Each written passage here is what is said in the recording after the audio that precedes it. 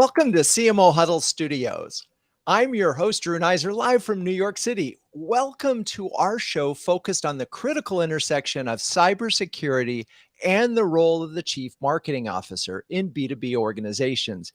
In this crazy world where cyber threats continue to pose and will probably always continue to pose significant risks, it is essential for CMOs to understand the intricacies of cybersecurity and its implications for marketing strategies. We have the privilege today of speaking with three esteemed B2B CMOs who have successfully navigated the realm of cybersecurity, not just for marketers, but for a broad group of companies. Through their insights, experiences, and expertise, we hope to unpack exactly what CMOs need to know about cybersecurity risk and the strategies they need to deploy to keep their company safe. Okay, with that, let's bring on Dan Lowden, CMO of Human Security. Hello, Dan. How are you and where are you? Hello, Drew. Good to see you. I am in Summit, New Jersey. Hello. Very cool. And by the way, congrats on Human being named Time Magazine's top 100 most influential companies of 2023. That's cool.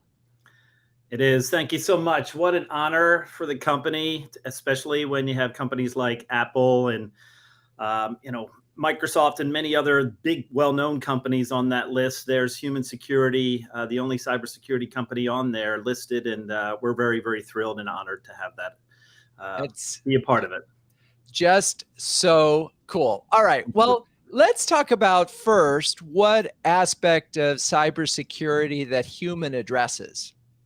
Yeah. So at Human Security, we focus on disrupting fraud and abuse from a digital perspective, which can include bot attacks, account takeover, credential stuffing, web scraping, those type of things that can impact a customer experience, right? And we do it, we look at 20 trillion interactions per week. We protect over 500 of the big e-commerce and internet platform companies out there, and we disrupt the cyber criminals. We take them out, and hopefully they don't come back again. In some cases, we take out their operations. In some cases, we've actually put them in prison. Whenever I hear the word trillion, I have to pause for a moment because that's a big number. And so there's an example or something that you have done that you can give that will help folks sort of get what it is that you do relative to, particularly for marketers. Yeah. So, we protect a lot of e-commerce sites, websites, applications, but we also protect programmatic advertising. Google is one of our biggest customers. We work with a lot of companies. So that's why there's just such massive numbers, 20 trillion. We're protecting a large part of the internet to ensure there's not fraud, right? To ensure that if someone clicks on an ad, it's a human, not a bot, right? And that the brands really get their message and their story in front of real humans who potentially will buy their product, not bots. And that's a big part of what we do. It protects against all different types of fraud use cases and abuse use cases, and it protects the customer experience for the brand itself.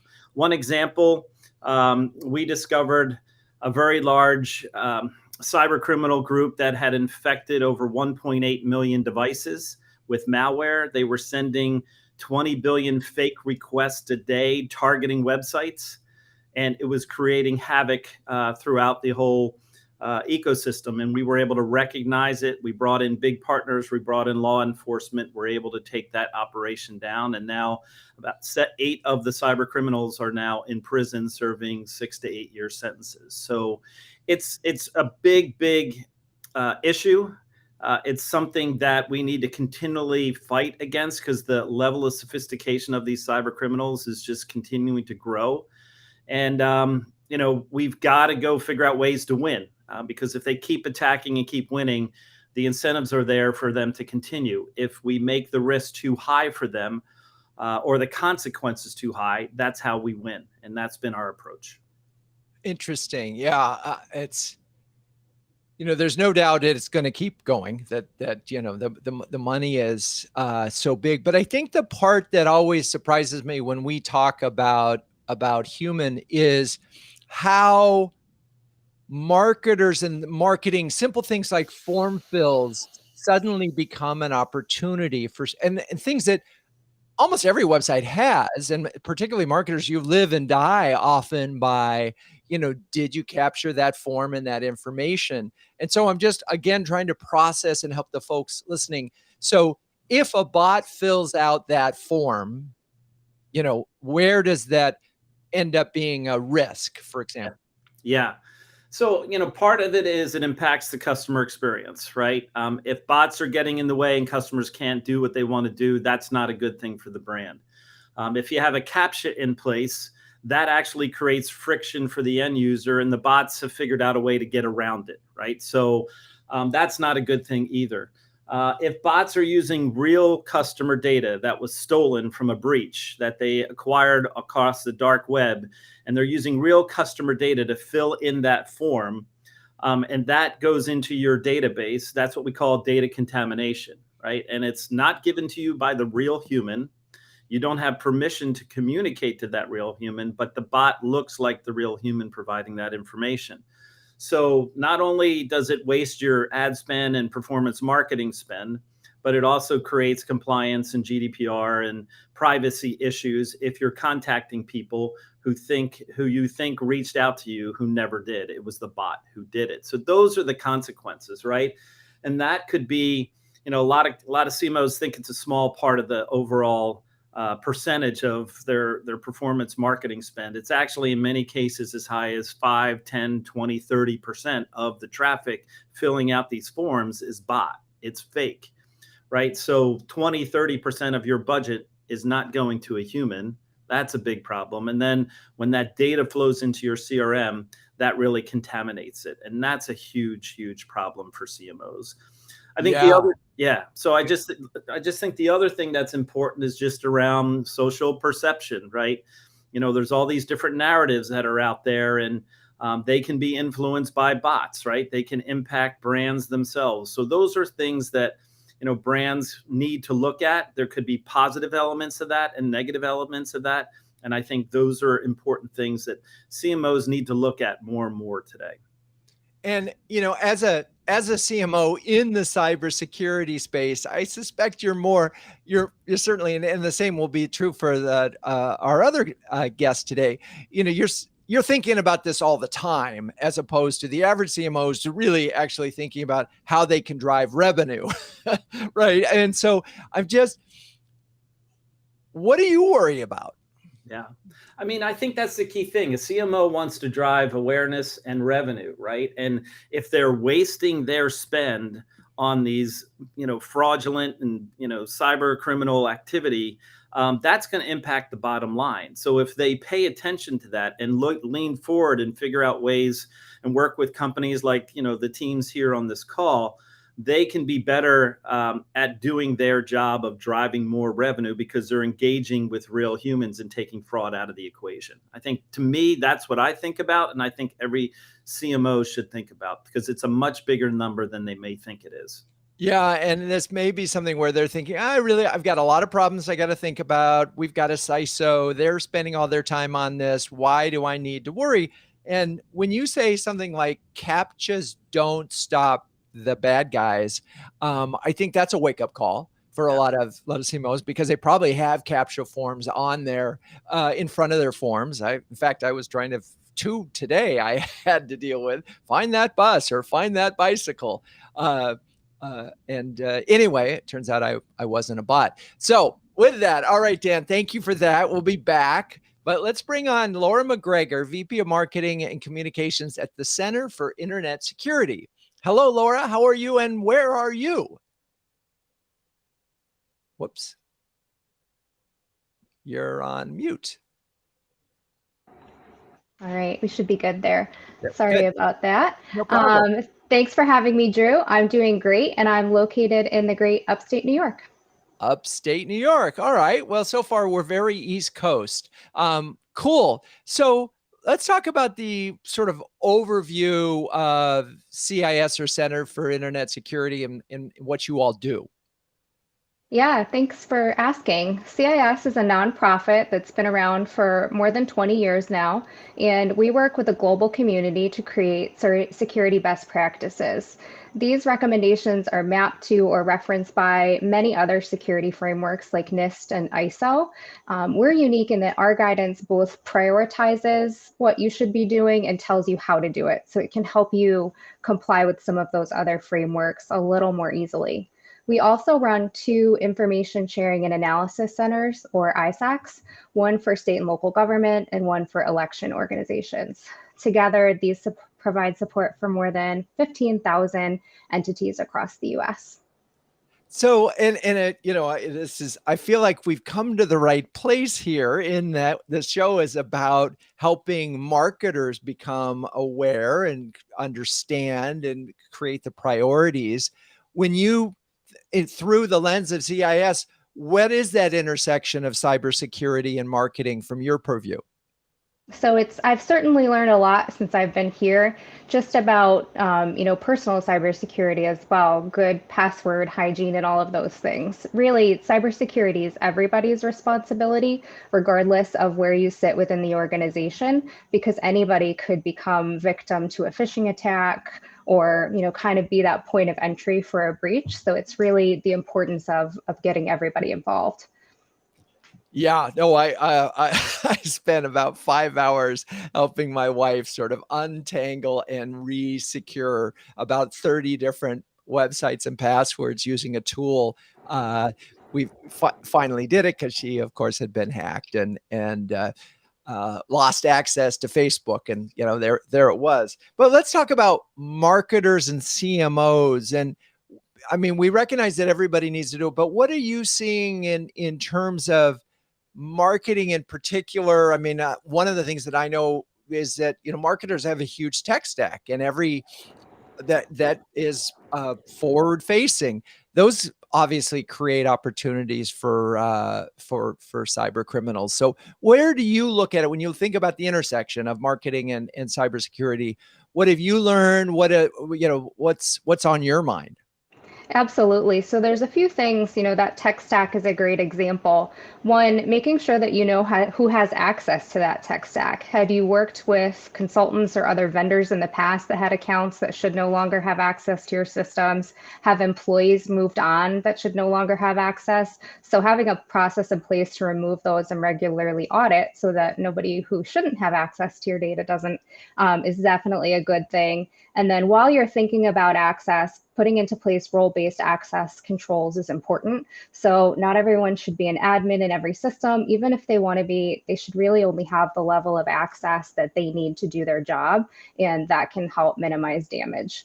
Another thing on the topic of accounts is sharing accounts is never a good idea. Sometimes we tend to do that depending on the structure of how those come up, but that's not a great idea. And of course, reusing passwords is also a terrible idea.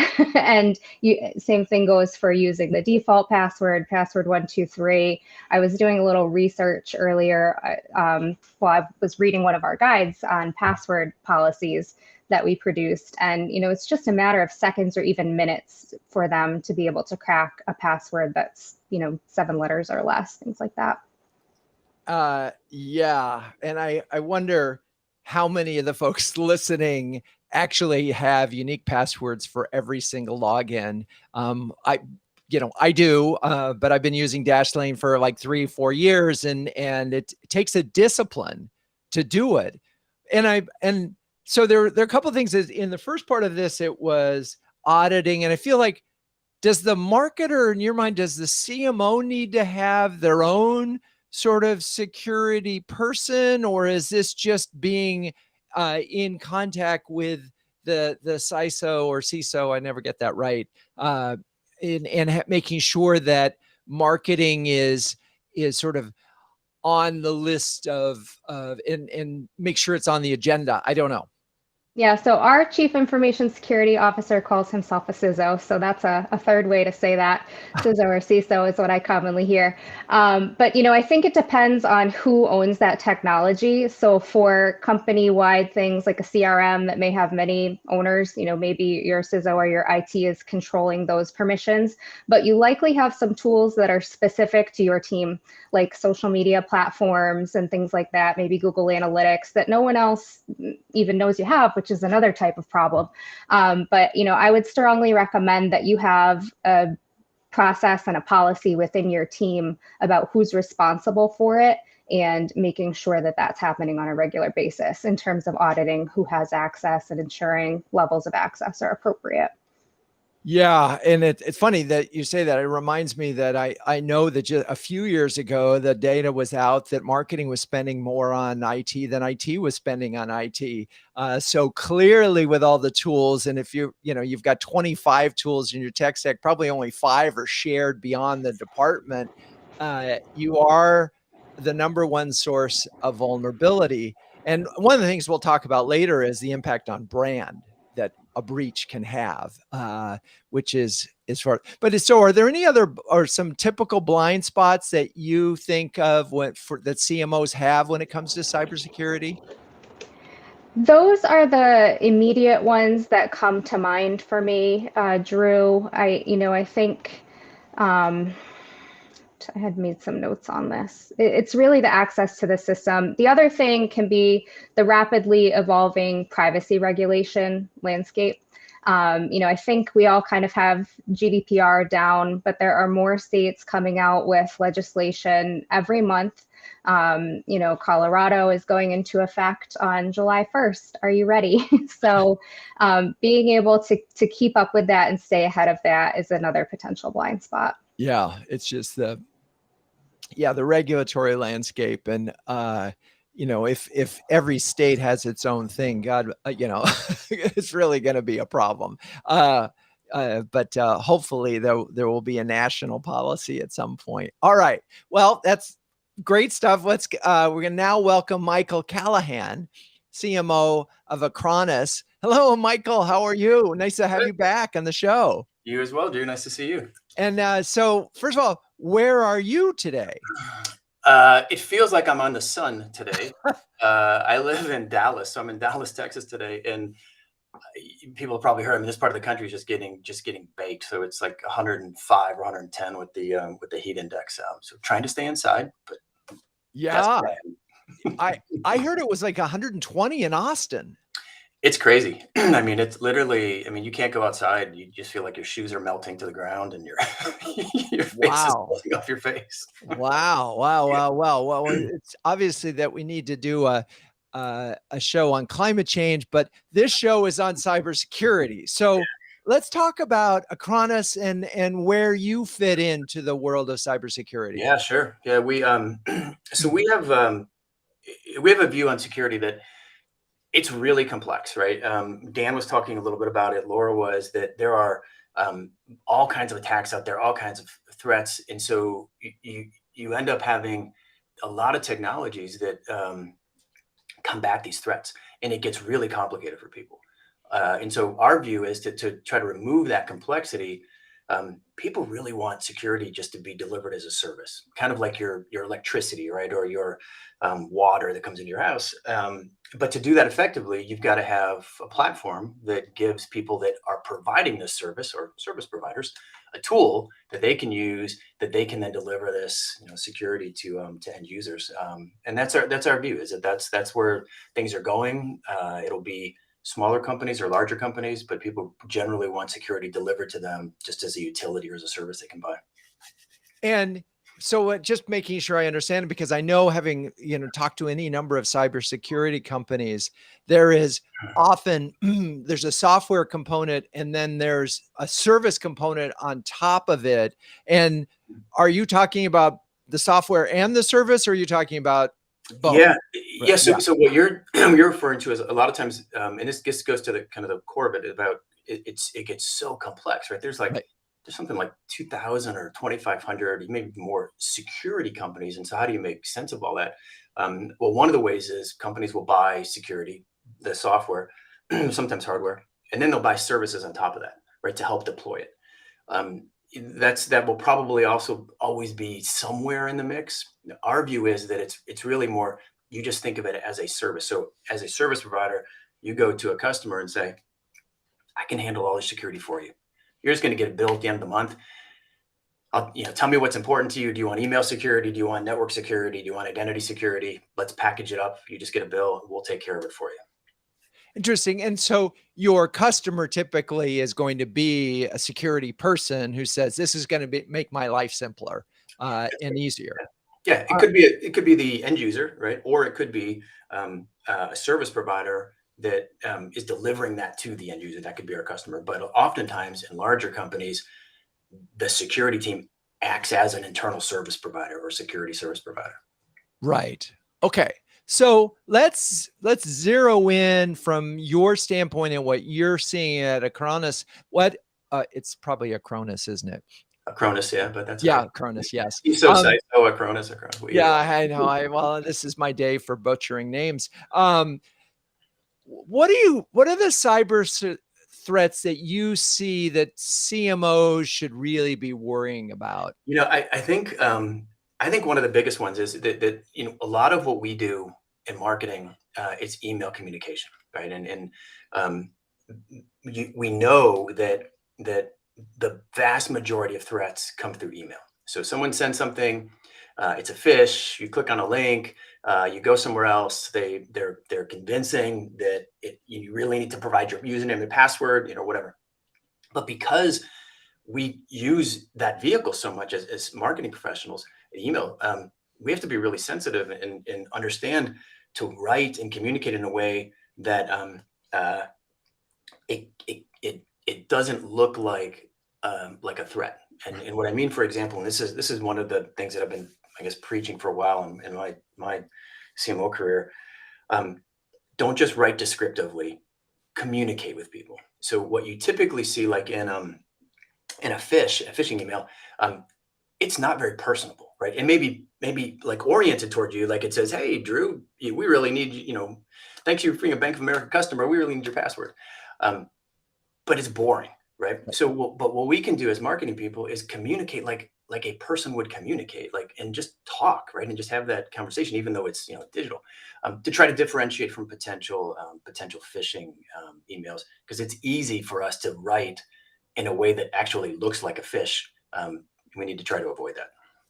Interesting. Yeah, and I hadn't really thought about. I mean, you're right. I get phishing emails probably every day. A lot of them look like Microsoft saying, "Hey, it's time to change your password," or something that looks fairly. Fortunately, I don't get any from the banks that I deal with, but I also wonder, sort of this part of it is, this is just smart marketing. This isn't right. I mean, this is, but the benefit of, you could hire a phishing person for marketing, they would do awesome, right? Because their conversion rate on their phish is pretty high. All right, we don't want to give the criminals any good ideas, but that sounds so. All right, so we've got email, and it's funny because I feel like spam filters some way or another trying to block those too. I know they're not intended to do that, but it's kind of gets looped into it. But we'll skip that. So, all right, beyond emails, what other threats are we thinking about? Do you think about when it comes to marketing and what you're doing as a marketer? Yeah. One of the things that always concerns me in terms of threats as a marketing person is, and you mentioned this before, I think a little bit with Laura, is the tech stack, and how critical it is for us to make sure that we apply patches or there are no vulnerabilities. Right. So I'll give you an example, and I won't name the tool, but one of the key tools that we now use, any tool we use, it goes to our security team first to do an evaluation of it. Right. So they make sure, is this secure? Are there any breaches? Are there any, even they'll look out on, we'll call it the dark web, just kind of broadly. Are there any 0 days? Right. And what that means is that there's a vulnerability that the vendor of that application isn't aware of. And so people are taking advantage of it. It means it's a 0-day vulnerability. There's no patch for it. You can readily exploit it. So internally, we have any technology that we might use as part of our marketing tech stack go through a security evaluation to make sure that it's not vulnerable. Because once you get in, that's it, right? Once you get in, now you have access to everybody's information. You can do whatever you want, and you have their personal information, all kinds of issues for you as a company, but then also for the people that you may that may be in your database. Yeah, it's so interesting because I know in conversations in huddles where we've been talking about, without naming any brands, talking about ABM tools. One of them, when it often lost because some cybersecurity person in Europe said, it's not quite getting us to the level of compliance that we want. Yeah. And so I guess if you're a marketer of marketing technologies, this is something that's got to be, you've got to address. And it's Absolutely. funny, we talk about that as just, the complication of B2B selling. And this is just another person that you have to enable, if you will. Yeah, that's right. Well, so think about this. So you had mentioned the passwords you were working on with your wife, right? So it used to be years ago, and it's less now, but it used to be that the real concern was, oh boy, everything's going virtual. And if you could control that hypervisor, like if you were able to exploit a vulnerability and control the hypervisor, you had access to all those virtual machines, and it was a mess. Some of that you have now with like what would you attack? Well, if you were going to attack something, maybe a password company, if someone that controls all of your passwords, it's super valuable to the end user because you've consolidated it. You don't have to remember 15, 20, 50 passwords. But if you were able to breach one of those, wow, holy I smoke. know. And so they've got to be super diligent. And then we internally, if we are using that, we have to be pretty diligent too about what the technologies we're using that make sure there are no vulnerabilities in them. Yeah. And you're just reminding me that I think one of them was in fact breached. And that is just the scariest thought in a while, particularly since it's so hard to manage all these things. Right. And then, because otherwise you have to create, if you do it manually or use a Google, or you're going to you create a point of vulnerability somewhere. That's right. Yeah. And there's this line of, is it easy? Is it not easy? Like your passwords and how far do you go? I think, Lord mentioned, how quick it is to hack a password that's like 7 characters. I had a notification the other day, even though my own personal password was something like 15 or 18 characters. And there was a chance that someone had figured out how to crack it, or like, wow. Change it immediately. All right. Yeah, well, okay. We do have a question from the audience, which I will bring back in a minute. But before that, it's time for me to talk about CMO Huddles. Launched in 2020, CMO Huddles is an exclusive community of over 100 highly effective B2B CMOs who share, care, and dare each other to greatness. One CMO described Huddles as a cross between an executive workshop and a therapy session. And get that straight, an executive workshop and a therapy session. And given how hard things are getting out there, who doesn't need a little reassurance that they're not alone? Everything about CMO Huddles is designed to be a force multiplier, helping you to make faster, better, and more informed decisions. Since no CMO can outwork this crazy job, CMO Huddles is here to help you outsmart it. All right, well, Laura, Michael, Dan, you're all huddlers. I'm just curious, 2 things. 1, are you on the therapy side or the executive workshop side? And 2, if you have a specific example, perhaps, of how CMO Huddles has helped you in one way or another, feel free to jump in. Yeah, Drew, for me, it's really both. It's being able to commiserate with people who are dealing with the same things in a safe space because we can all relate on a certain level to certain things. And then the vast amount of knowledge that we have within the group and the way that we workshop things and come up with more ideas than we could possibly use in the short term is great because it gives us a lot of different ways to think about things. Oh, I love that. Thank you for that. Dan, Michael, any thoughts? Okay, I'll go. Thanks, Dan. So I think one of the things that we're expected of in our roles as CMOs is that we know everything, right? Everyone comes to us as the expert. We should have an answer and the quickest, wittiest response and a tagline, like on demand, right? Like we have to know everything always and every metric and all that. What I really like about CMO Huddles, we're able to share in an environment where places where we have questions, we can ask about it, and we get other people's input. And a practical example, this was probably maybe 6 or 9 months ago, Drew. We were on some of the calls and we were talking about events, and we were saying we're starting to see people burn out on virtual events. Are you all seeing people travel again or not? And it was a great way to get a perspective from different industries and different groups, but from CMOs. Sharing that and saying, yeah, it does look like there's more of an interest now or an appetite for in-person events. And it helped kind of validate some thinking, but also got some other experiences on the table. I love it. Okay, Dan? Yeah, I would just add to what was just shared. I mean, it's a community of marketing leaders, right? And we learn from best practices, and we also learn from what's failed, and everybody's open to share everything. And the communication through the Slack channel, if you ever want to request for different vendors, if you have different thoughts on what you're looking for, what you need, others have already solved the problem. That sharing can really help me do my job better, right? And we, as again was said, we're under a lot of pressure to perform and deliver, right? Whether it's leadership from a brand or whether it's leads that drive revenue, right? And it's difficult times, recessionary times, right? So how do we do this, and how do we do it well, and how do we do it respectfully so that it resonates with the customers that we're trying to engage with? And the better we are at that, the better the community benefits from it as well. So it's been a huge benefit to me personally, as well as for the company that I work for. And glad to be a part of CMO Huddles. I love it. Well, I appreciate all three of you sharing. If you're a B2B CMO, or frankly, now we have a new insider program for number twos, do me a favor, or do yourself a favor and check out CMOHuddles.com. Okay, so perfect time and segue to the question that came up. Maybe you could put that back on the screen. This is perfect. No one ever wants to admit a failure. So how can CMOs prepare for messaging a breach attack that avoids looking like a thoughts and prayers to victims response? Oh my gosh, great question. Anyone want to tackle that? I'll take a shot at it first. I think there's sort of two thoughts on this. The first one is run simulations, but you have to keep this quiet, right? Like it had only one person can know that it's a simulation, it's a trial. So usually your CISO will run it.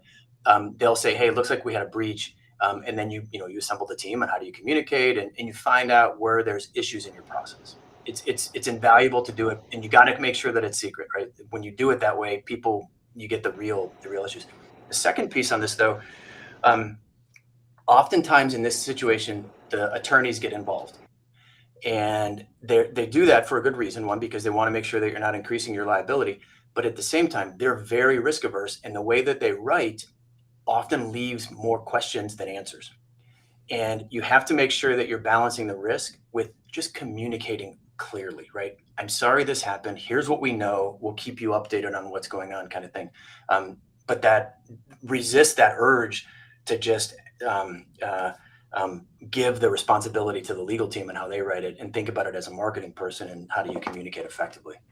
Yeah, it feels like, that going back to that, every CMO needs a crisis playbook in a line, a plan, and that cyber needs to be part of that, and that you need it. And I'm curious, Laura, Dan, do you have thoughts on this topic, and do you have a sort of cyber risk plan? God forbid something happens and your brand is under attack, and you need to have a sort of a plan worked out, right, in advance. We do, Drew. So again, we work with our CISO on this. He really takes the lead, but our team plays a big role in this. So similar to what was just said in terms of practicing this, tabletop exercises, sometimes planned ones are helpful too. Running through a simulation of what you would do and seeing where the gaps are in that response plan, and what are you missing, and what do you have to go back and add to later, can be important. So we're a very important partner in that, beyond just breaches, but any type of crisis response. We know that we'll be on the front lines, and so we want to make sure that we're prepared for that. On the other side of the coin, thinking about preparing for a breach, I agree, being transparent and thoughtful in how you communicate is important. But another important thing is thinking about the data you collected to begin with, because now they're going to find out what you've got. And so if there are some fields in there, some things that maybe you weren't using, it could be a time to think about what you collect and whether that's really important. That's a conversation I've been having with our CISO lately, is, you know, making sure that we can have a reason for every field that we collect and how we use it and why it's important. Otherwise, we shouldn't be storing that information. Yeah, it's interesting. I was thinking about that and looking at a form I was filling out where they were asking about birthday. And I thought, do they really need to know that information? And that's such a good point. And I think that sometimes we want to, as marketers, get as much information as we can so we can be as personal and be like, 31 flavors and send you a birthday card for free ice cream on your birthday. But yeah, I don't know. That's a really good point about going through the forms, not to mention the fact that most people don't want to fill out any forms these days. Dan, any more thoughts on this preparation? Yeah, you bet. I mean, the crisis playbook, I think, is critical, and preparation is critical because every company is being attacked in one way, shape, or form, right? So the more you are prepared for it, know who the core team is that you would work with and build relationships with them in advance, especially the CISO.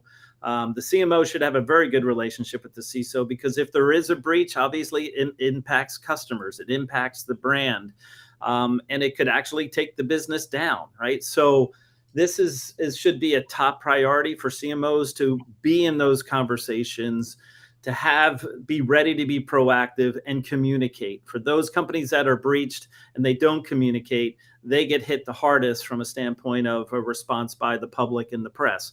Those who communicate very aggressively and say, this is what we know, this is the steps we're taking, this is our recommended action to you, I think is a very, the right approach. Obviously, not getting breached in the first place is critically important, but if you do, take the right steps and be open and share with customers and say, hey, we're going to do everything we can to help get this in the best place possible.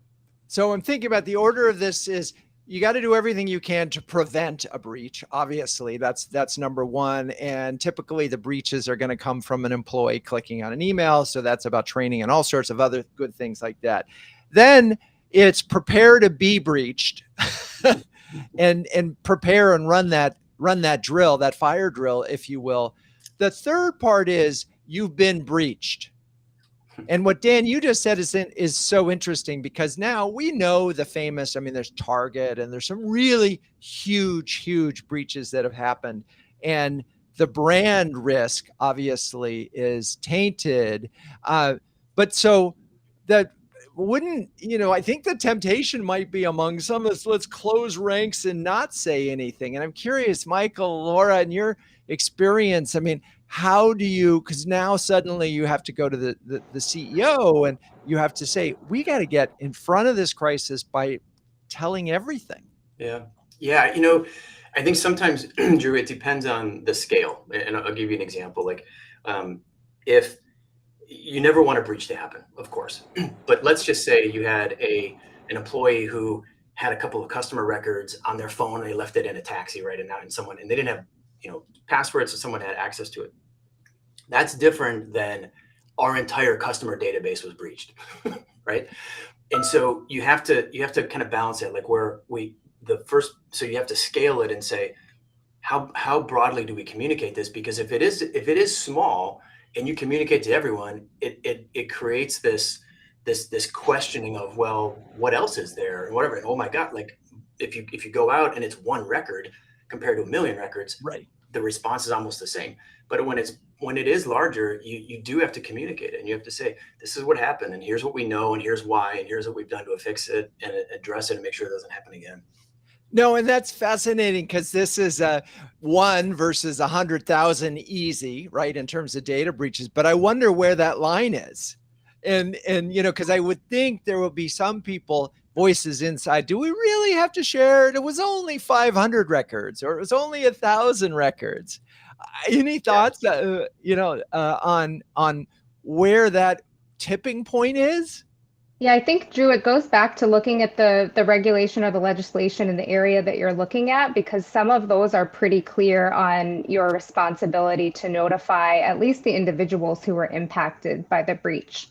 So, having your security or legal team weigh in on that, so to make sure that you're complying with that is critical. Right. Okay. So somebody may have already made this decision for you. And again, yet another thing that marketers need to understand, that the options may be defined for you. Yeah. Right. That's I mean, interesting. you could also like say, I'm going to just kind of play this out and go, it could be you communicate any breach, but you communicate the size of it as part of that communication. Right. And you Okay. just said, hey, there was a breach, but understand it was one person's phone in a cab in Korea, and there were 3 records on it, but we're letting you know we've done this to make sure that, so you're communicating, but you're sizing it so that people understand just, how big of a deal it was. Because if you don't do that, then people speculate, and typically they'll speculate to the worst. Yeah.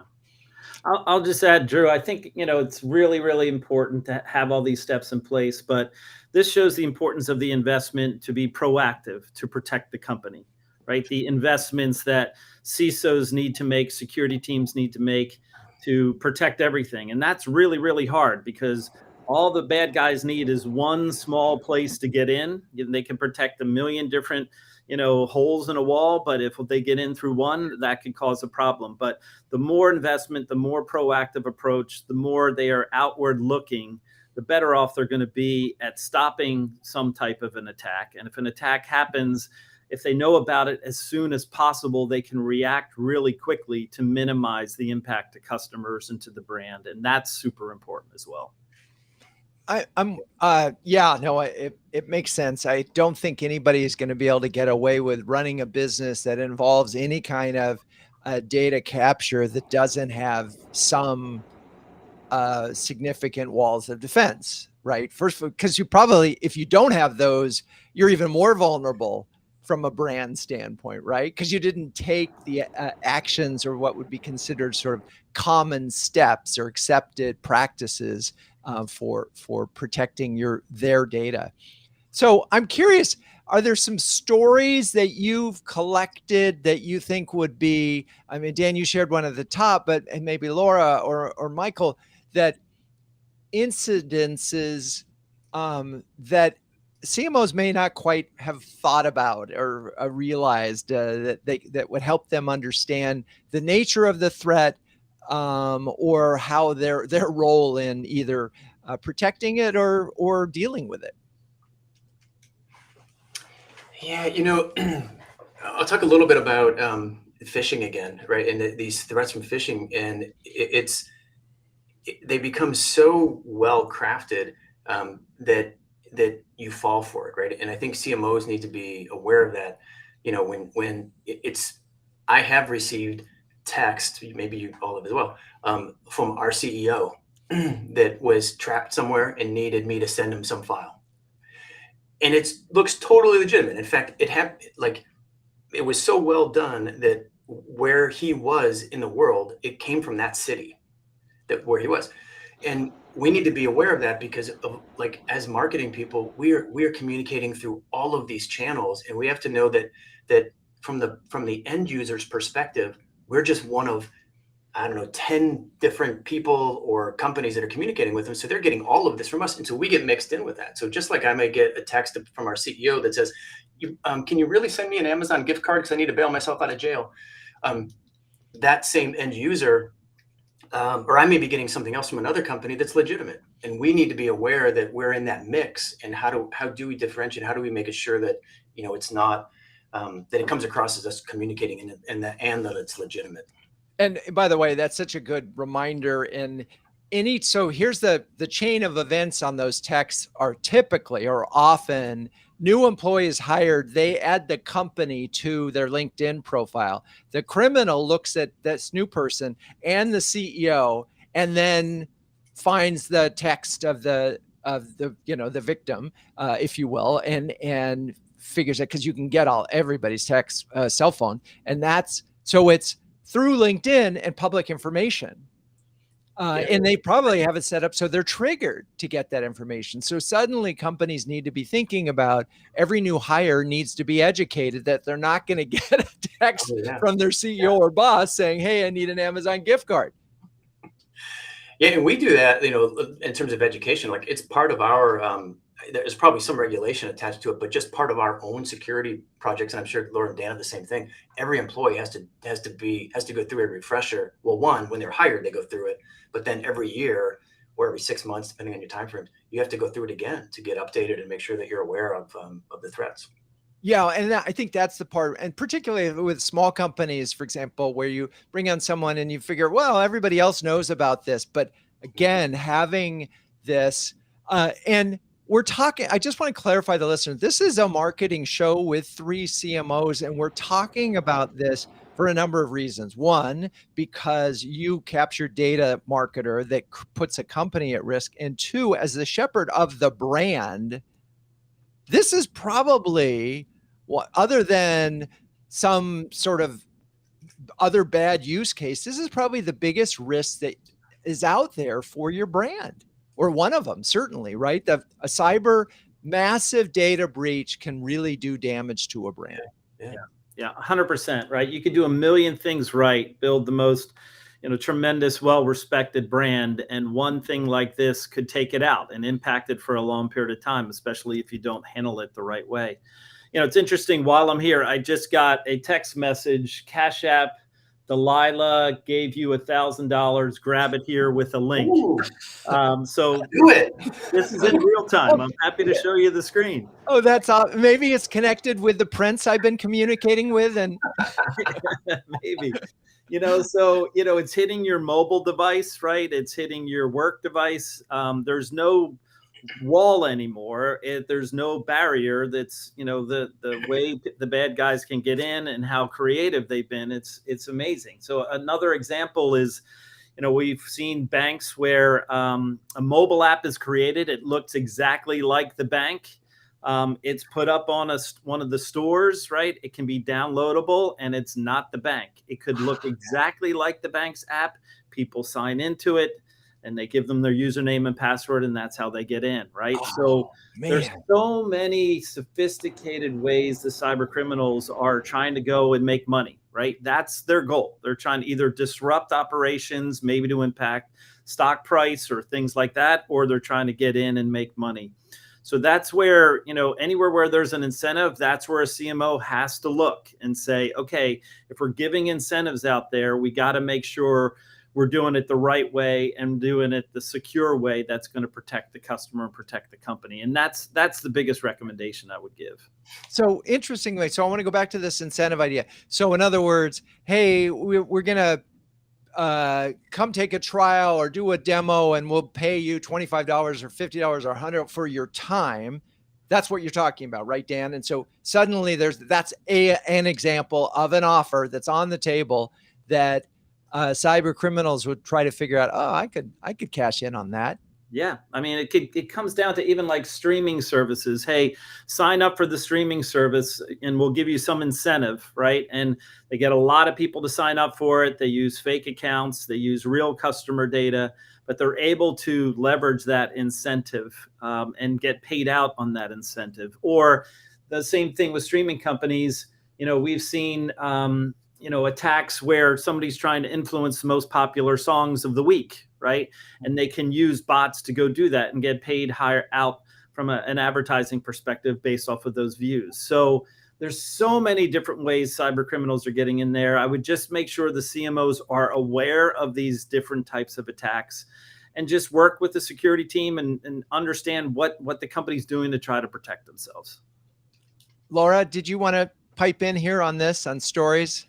Yeah, I think it really comes back to what Michael was saying earlier about the cybersecurity education for everybody at the organization, not just marketing. Although I think, we, like we said at the beginning of the podcast, we hold the keys to the kingdom for a lot of the systems and tools where people could get in. But I know at our organization, we do phishing tests. So there are really tempting emails like a barbecue tomorrow or a cupcake truck outside to try and see how we will pass that. And if you fall prey to that, you're getting a little extra cybersecurity education. So just making sure everybody understands their responsibility when it comes to that and how important it is for the company's reputation.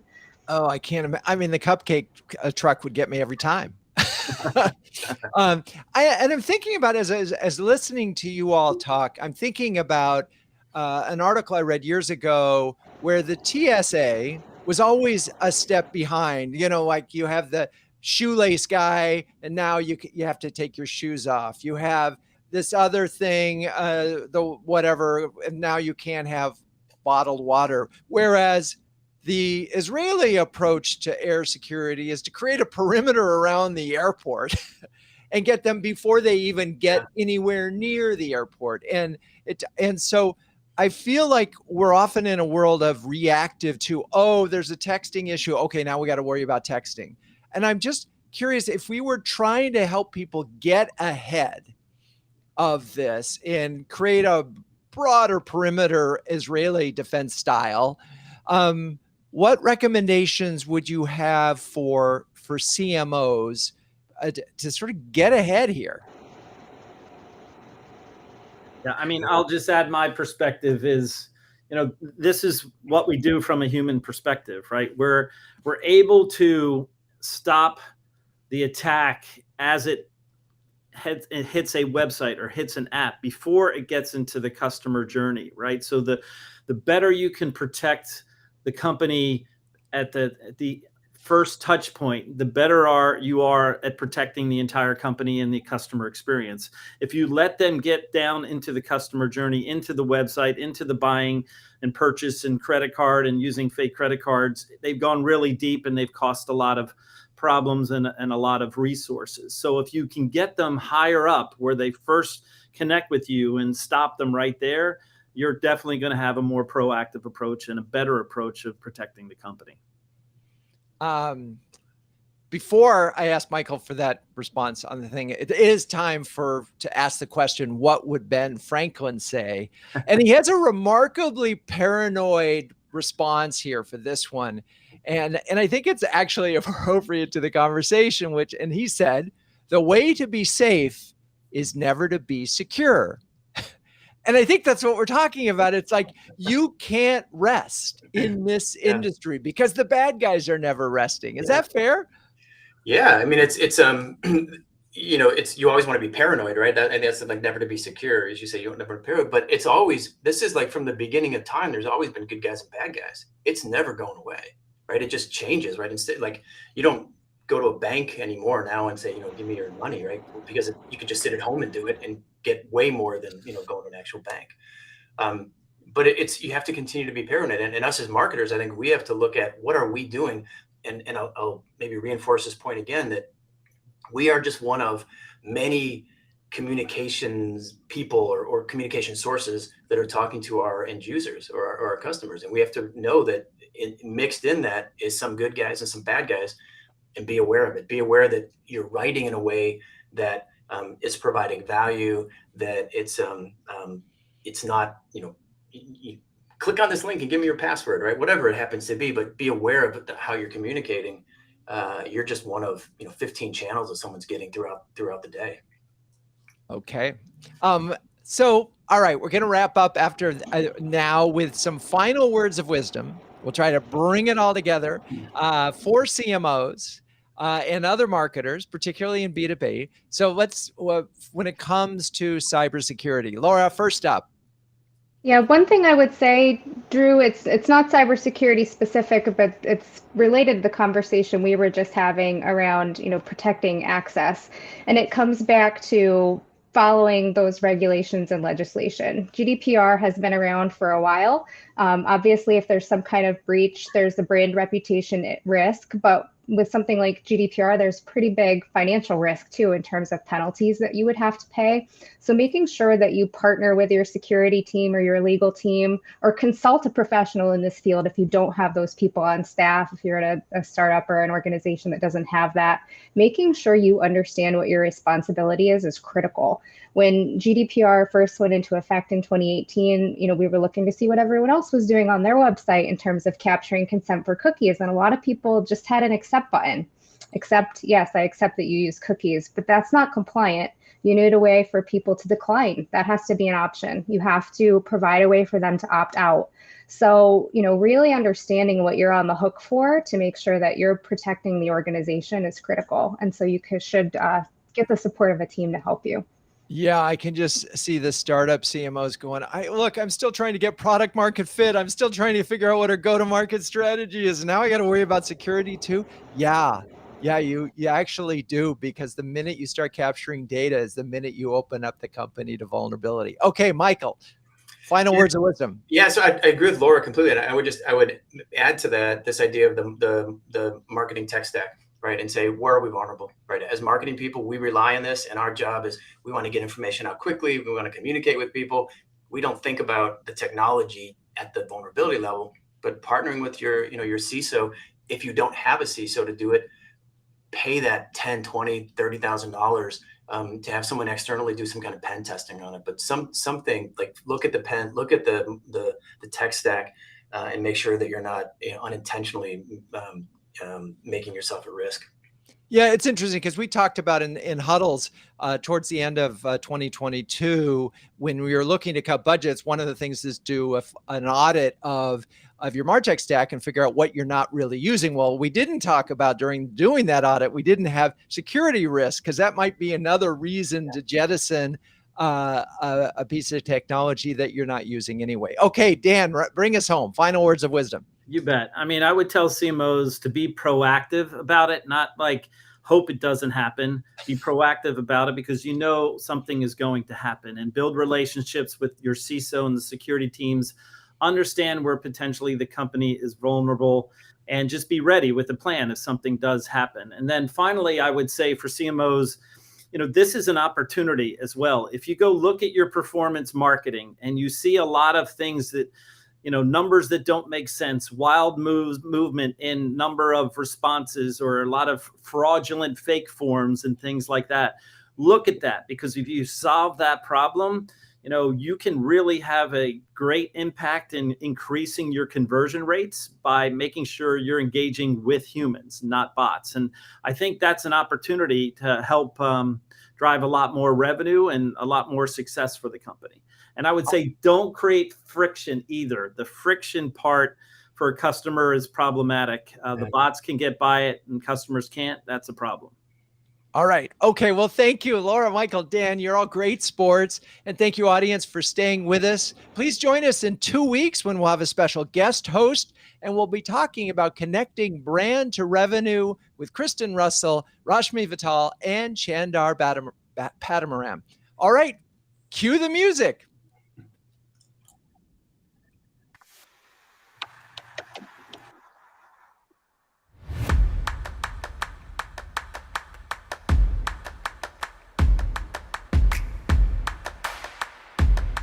Oh, I forgot. I'm your host, Drew Nizer. Until next time, keep on sharing, caring, and daring each other to